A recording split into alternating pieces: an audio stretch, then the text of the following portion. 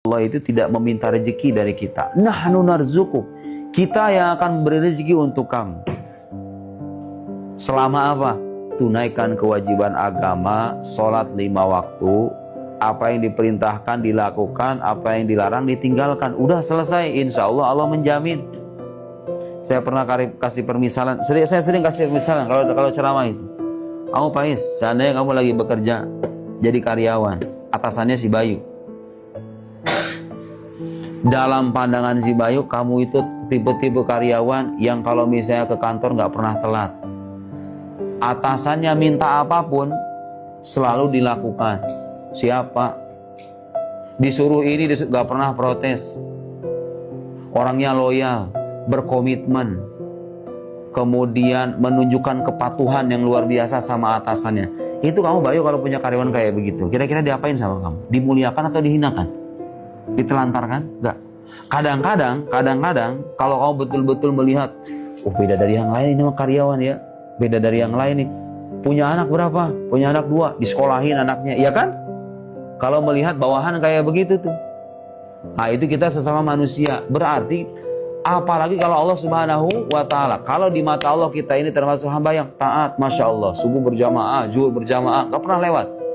Sholat sunnah ditunaikan, sholat duha, sholat tahajud, baca Al-Quran gak pernah lewat.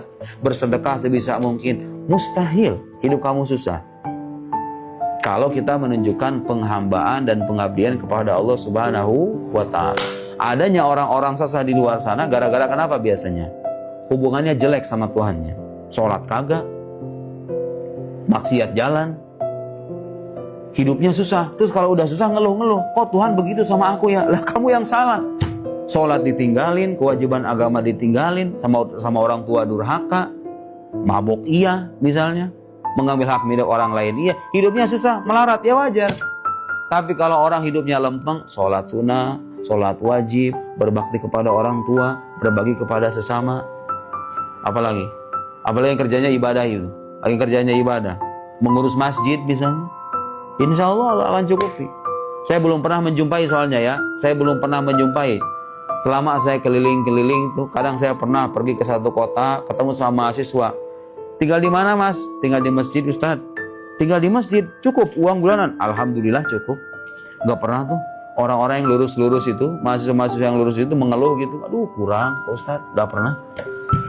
Kalau orang hidupnya lempeng, lurus, taat sama perintah Tuhan, Tuhan gak mungkin menelantarkan. Yang biasanya kesusahan-kesusahan itu biasanya apa? Ya orang-orang kayak begitu. Berarti kalau misalnya mau hidup kita dipermudah, caranya gimana? Perbaiki diri sendiri, perbaiki hubungan dengan yang menciptakan kita, Allah Subhanahu wa Ta'ala. Kaidah kehidupan penting ya. Kamu kalau ngerasa hidup kamu susah, mulai banyak baca istighfar. Siapa tahu itu gara-gara dosa. Baca istighfar, gelar sejadah, berzikir, perbaiki diri. Sholat kalau bolong-bolong, sholat 5 waktu. Tambahin yang sunah-sunah, sholat duha, sholat tahajud, mustahil. Mustahil, kamu mati kelaparan mustahil.